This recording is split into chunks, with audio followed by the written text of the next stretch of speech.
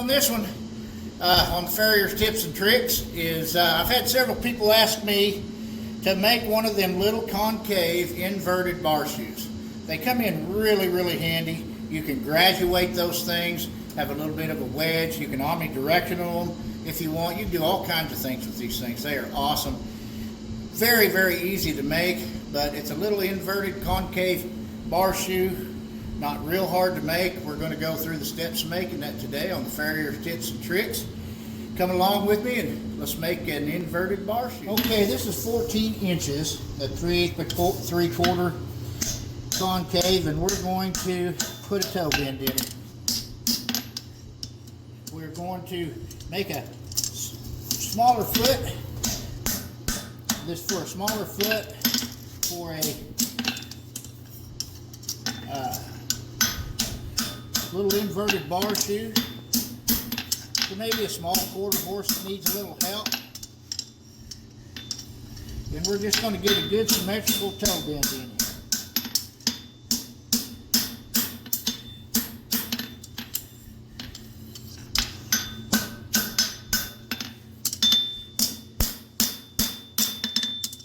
Make sure we got what we want for our radius. We've got a nice symmetrical toe bend in there. That's pretty good. Little tiny bit here. And we got a toe bend in there. Nice symmetrical toe bend for a little small foot that we're probably going to use. Now the next thing we're going to do when we come out is we're going to come over here just above the center line of our anvil. We're going to put it up and we're going to start to bring this material down as we're really dropping our hand. Now, if you do this too far back on that anvil, like that, you're going to have too big of a heel. When you put them together, the heels will be too wide. So I suggest starting out small, 3/4 of an inch, right there, 3/4 of an inch. And we'll go over that now. We're going to put it about 3/4 of an inch. And we're going to start our bend and drop our hand. When this thing starts to pop up right there, and they always do, straighten it out. Drop your hand.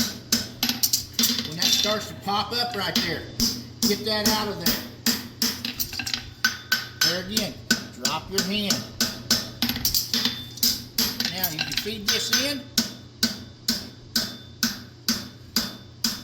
until it stops. Bring your shoe on around. If it gets a little snaky, fix that. Stop right there in your corner.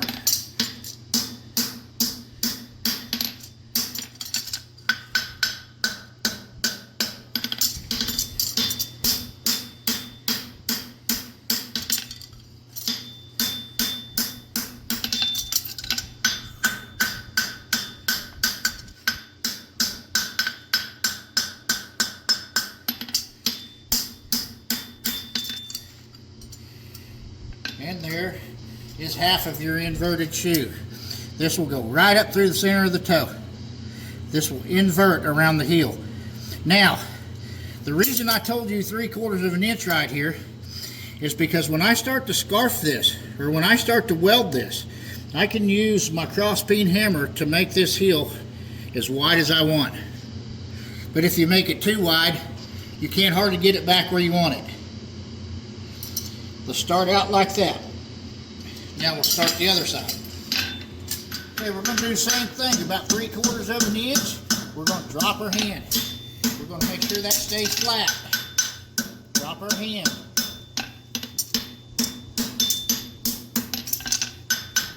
Drop our hand some more. Try to get it down there as much as we can now. Feed our shoe through. Stops, bring it around.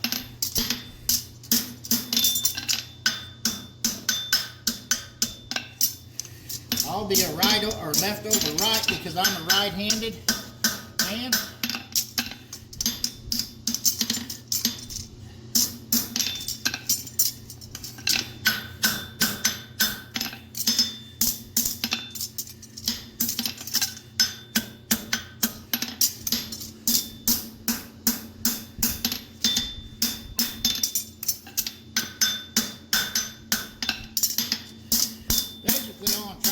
Now, make sure I've got part of a shape in here. You'll see where I've got everything inverted and lined up. Pretty decent shape in there. I'll fix that a little bit with my scarf. Now, a lot of people say, well, Jamie, how come you didn't scarf that? I've been asked this a million times. I scarf it with a cross peen hammer in my next heat and flux it and invert it more if I'd like to see it inverted more. It depends on the foot that I'm working on. If it's a pretty normal foot, probably going to leave it alone. If I got a little bit of a narrow foot, I'm probably going to invert it a little bit. So I'm going to show you how to invert it a little bit more. I'm going to take my cross peen and I'm going to scarf this. I'm going to get everything lined up, ready to weld, all in this next heat. I do all the scarfing and all that stuff in my next heat. I don't scarf before I put this together. One reason is you've got concave. You want to keep all the material you can. I don't try to take a lot of material out. I try to see how much material I need to keep in there. So I'll show that process right now. Okay, what we're going to do is we're going to come up here and invert this with my cross peen right there. Do you see how I brought that in just a little bit? Brought them heels in. I inverted that some more. Now what I'm going to do is I'm going to come right in the center of my weld and I'm going to pull this material out and down. I'm going to go right in the center of my weld, pull some of this material out and down. I'm going to hit here, I'm going to hit here, I'm going to hit here, and I am ready to weld. I'll give it a brush. You'll see how everything's pretty much ready, nicely inverted. I'm going to take some of this here handy dandy Willoughby flux, and we're going to flux it real good. Tom said you don't need nothing but just a little dust into this, but I like to use a lot of it so I can keep him in business. So we're going to put her in here, get her ready to weld. Okay, when you're welding in these gas forges, and I don't care what you're welding, if you look in here, one side's down on the ground and one side's up. And you're starting to see it blister, almost disappear in the forge, but it's good to do that right there. You can see how that bottom part was just a little bit darker than the top part was. See it starting to come into the same temperature? Give it just a second and we'll bring it out and weld. Now that everything's the welding temperature, we're going to come out, we're going to hit it right in the center lightly. And we're going to bring it in and we're going to knead this all in right here. We're going to hit it in the center. We're going to bring it in. We're going to knead this all in with the cross peen. You'll see it all come in.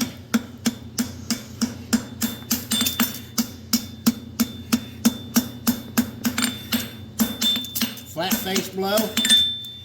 We're going to go get us another little wash on it. But you'll see, we got quite a bit done right there, if you'll take a look. My John McNerney Yukon Forge handy dandy cross peen hammer, I love that thing. Now we're going to use some more of this Willoughby flux. I love this stuff. And here's an extra squirt for Tom. Alright, we're going to get us another little wash on it. Okay, another little couple flat face blows here to kind of bring everything together. Then we're going to weld this up here. We're going to hit it right there and we're going to bring it to center. What we're doing is weld each side of that frog plate.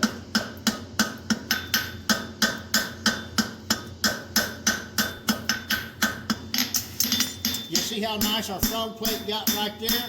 We can set it down a little bit if we'd like to right here. And we can come back at it a little bit.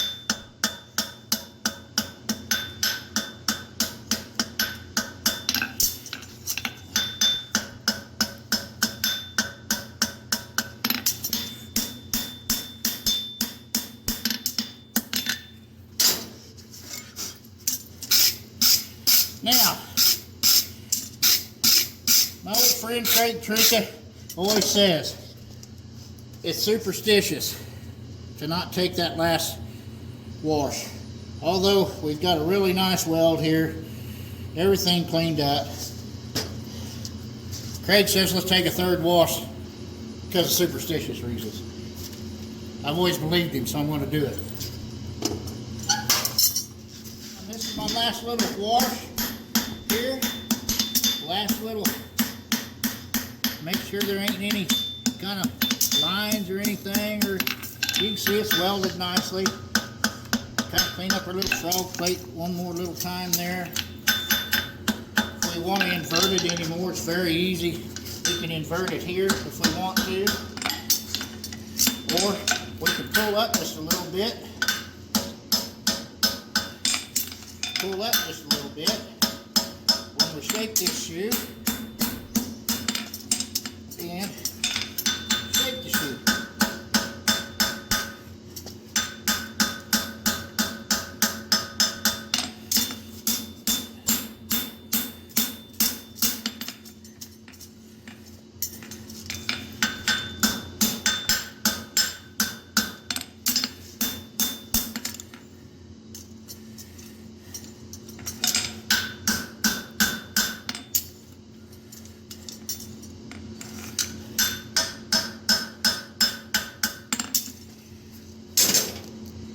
Brush it up pretty good, and we will come back to you and we will put the nail holes in. But if you'll look, we've got a really nice little frog plate. This is all right off the anvil, nothing done to it. Nice little frog plate, everything in good shape. We're just going to get it laid out and ready to punch some nail holes. All right, we're going to punch some nail holes in this, then we'll get a final shape on it. Use a nail punch that is slim this way, and it does not mar your concave, okay? You don't want a punch that's going to mar your concave. You want a nice slim punch that's going to keep from marring your concave. Now, you'll see where everything's got shiny here. We'll go ahead and run our lines just a little bit. Take any kind of our frog eyes out.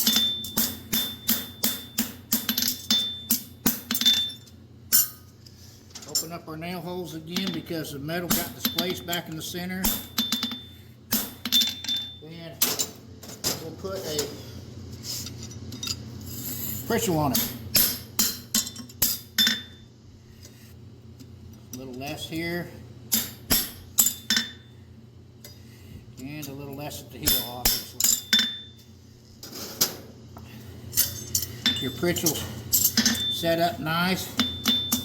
You'll get decent square holes out of there.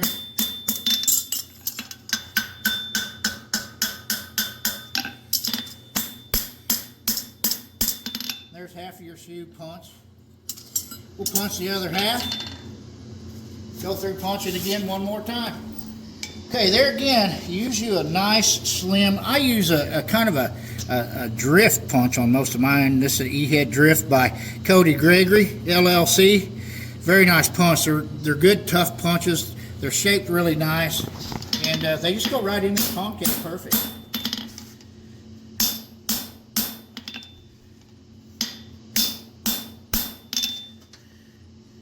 I like the way he rounds that head just a little bit too, because I like using the round side of my hammer, and boy, it just finds some mark. You hear that crack?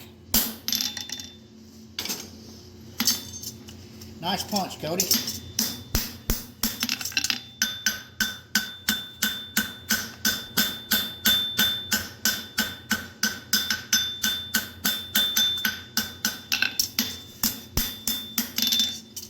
We may have displaced a little bit of material in there, taking our frog eyes out, so we're just going to run through them again.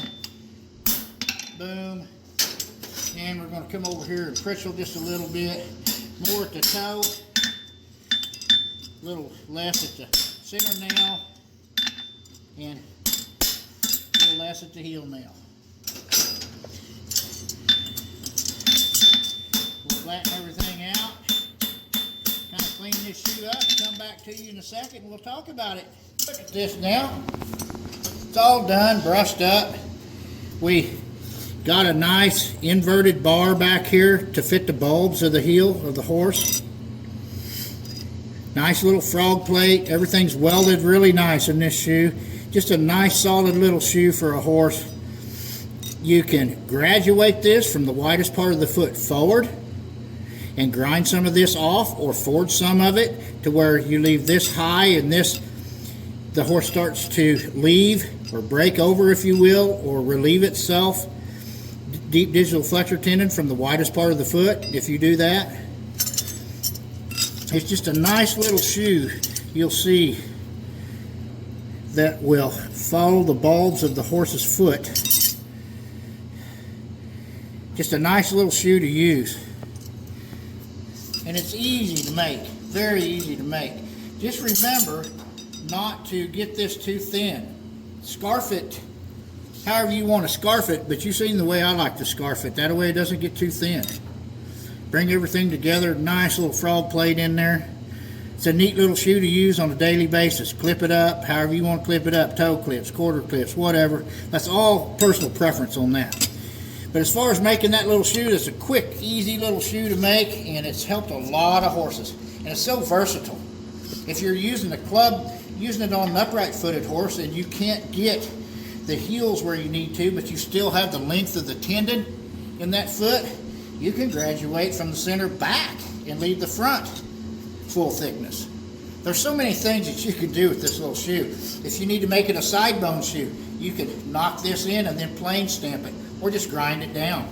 If you need it to be omnidirectional, you can grind this outer edge off all the way around, leave the inner edge. What a versatile little shoe, and there it is. I hope it helps you.